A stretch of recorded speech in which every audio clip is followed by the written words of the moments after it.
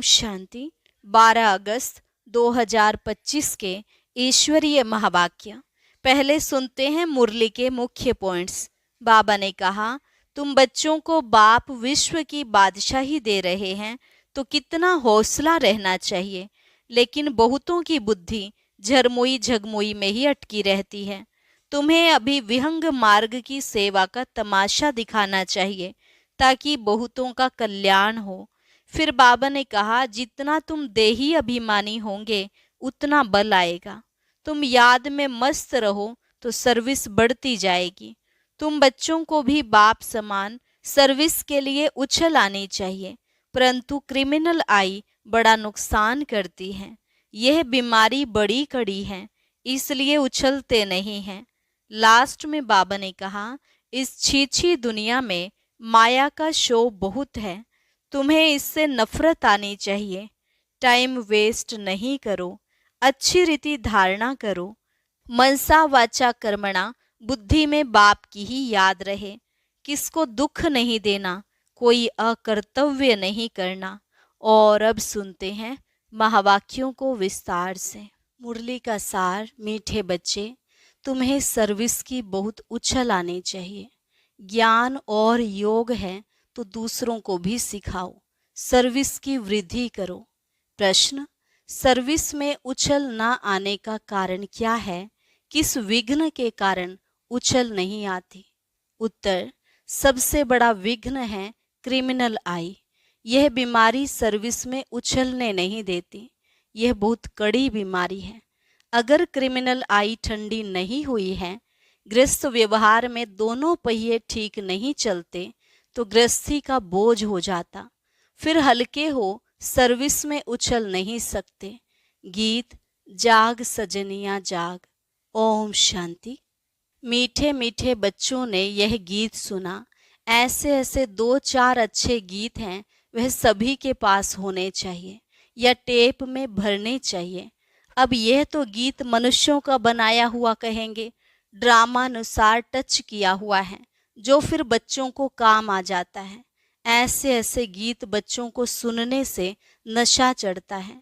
बच्चों को तो नशा चढ़ा रहना चाहिए कि अभी हम नई राजाई स्थापन कर रहे हैं, रावण से ले रहे हैं। जैसे कोई लड़ते हैं तो ख्याल रहता है ना, इनकी राजाई हप कर ले में, इनका गांव हम अपने हाथ करें। अब वह सब हद के लिए लड़ते हैं।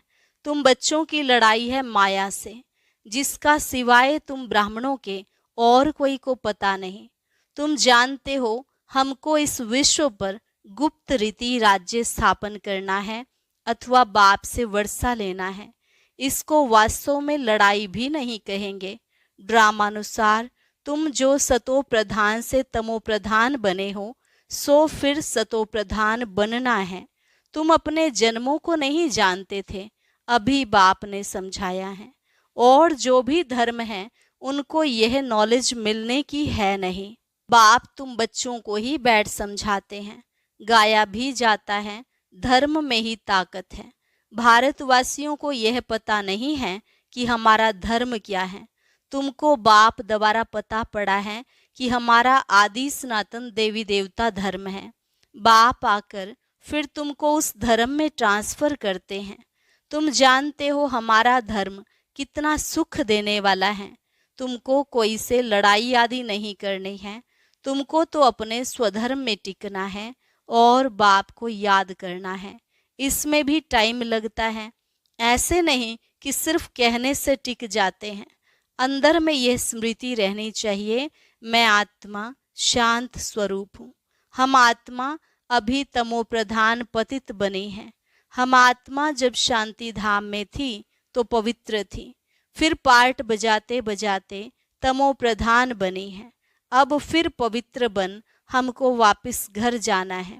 बाप से वर्षा लेने लिए अपने को आत्मा निश्चय कर बाप को याद करना है। तुमको नशा चढ़ेगा, हम ईश्वर की संतान हैं। बाप को याद करने से ही विकर्म विनाश होते हैं। कितना सहज है, याद से हम पवित्र बन फिर शांति धाम में चले जाएंगे।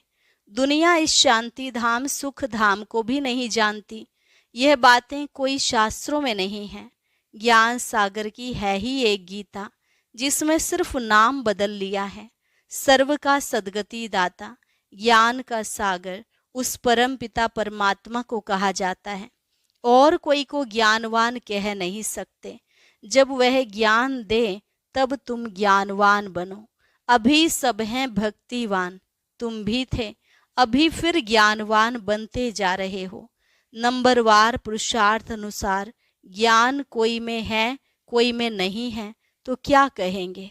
उस हिसाब से ऊंच पद पा न सके। बाप सर्विस के लिए कितना उछलते हैं। बच्चों में अभी वह ताकत आई नहीं है जो किसको अच्छी रीति समझाएं। ऐसी ऐसी युक्तियां रचें। भल बच्चे मेहनत कर कॉन्फ्रेंस आदि कर रहे हैं, गोपों में कुछ ताकत है, उनको ख्याल रहता है कि संगठन हो जिसमें युक्तियां निकालें।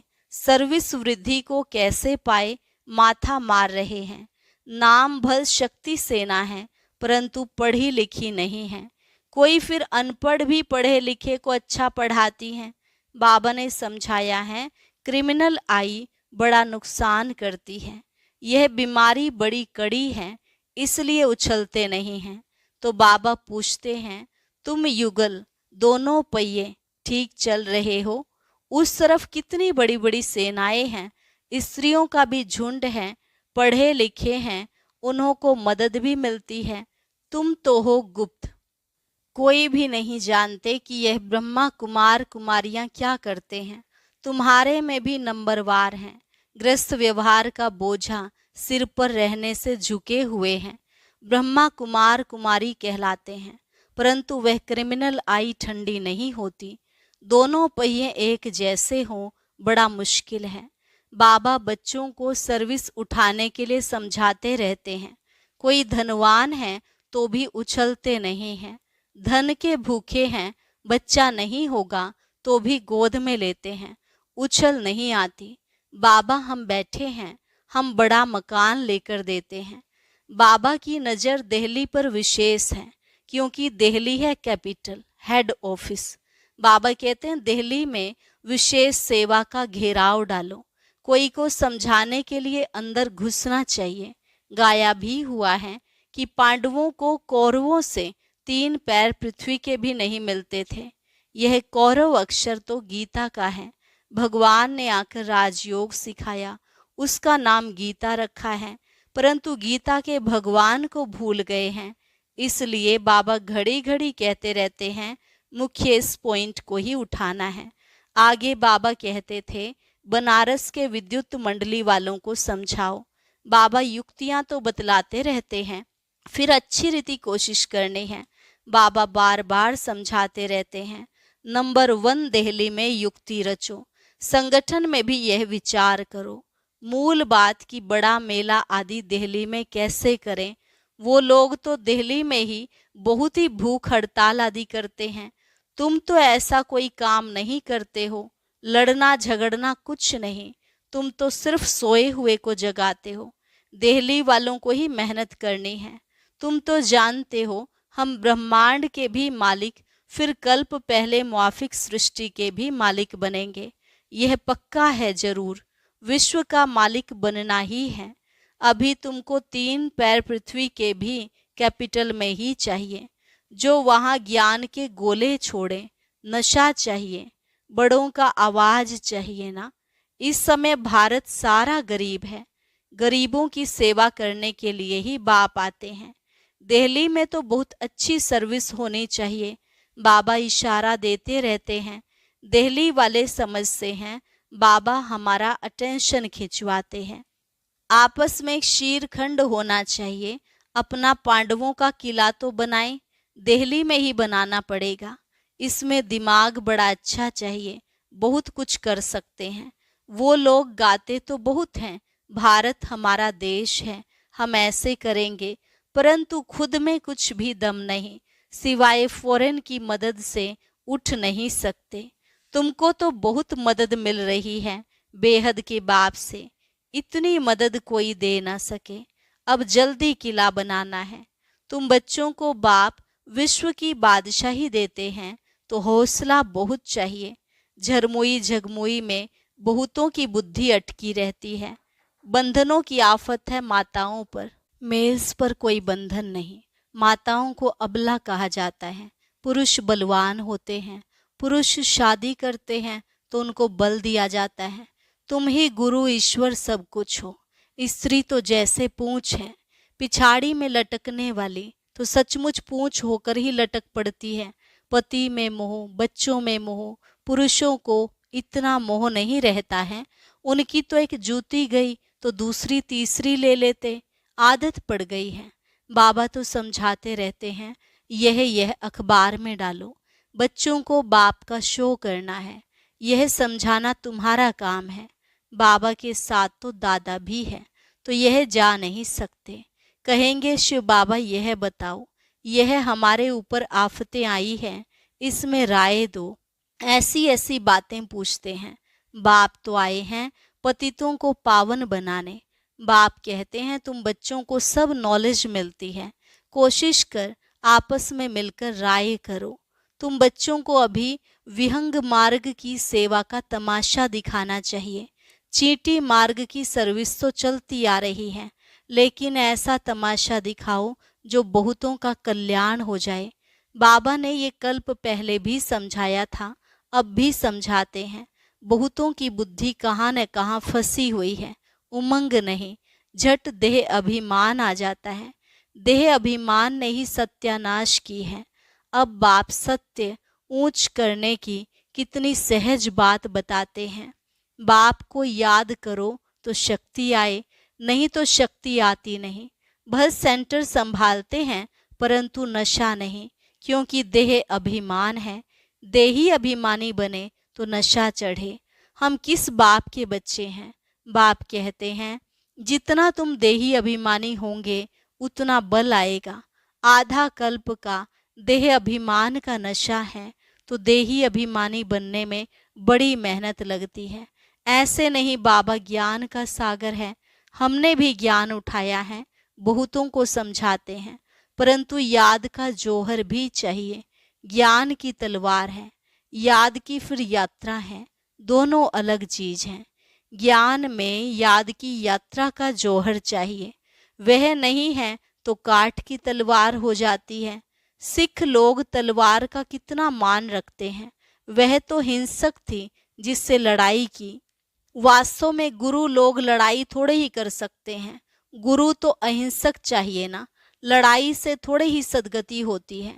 तुम्हारी तो है योग की बात। याद के बल बिगर ज्ञान तलवार काम नहीं करेगी। क्रिमिनल आई बड़ा नुकसान करने वाली है। आत्मा कानों से सुनती है। बाप कहते हैं तुम याद में मस्त रहो तो सर्विस बढ़ती जाएगी। कभी कभी कहते हैं बाबा संबंधी सुनते नहीं हैं। बाबा कहते हैं याद की यात्रा में कच्चे हो, इसलिए ज्ञान तलवार काम नहीं करती है। याद की मेहनत करो, यह है गुप्त मेहनत। मुरली चलाना तो प्रत्यक्ष है, याद में ही गुप्त मेहनत है जिससे शक्ति मिलती है। ज्ञान से शक्ति नहीं मिलती। तुम पतित से पावन याद के बल से बनते हो। कमाई का ही पुरुषार्थ करना है। बच्चों को याद जब एक रस रहती है, अवस्था अच्छी होती है तो बहुत खुशी रहती है। और जब याद ठीक नहीं, किसी बात में गुटखा खाते हैं तो खुशी गायब हो जाती है। क्या स्टूडेंट को टीचर याद नहीं पड़ता होगा? यहाँ तो घर में रहते सब कुछ करते, टीचर को याद करना है। इस टीचर से तो बहुत बहुत ऊंच पद मिलता है। ग्रस्त व्यवहार में भी रहना है, टीचर की याद रहे तो भी बाप और गुरु याद जरूर आएंगे।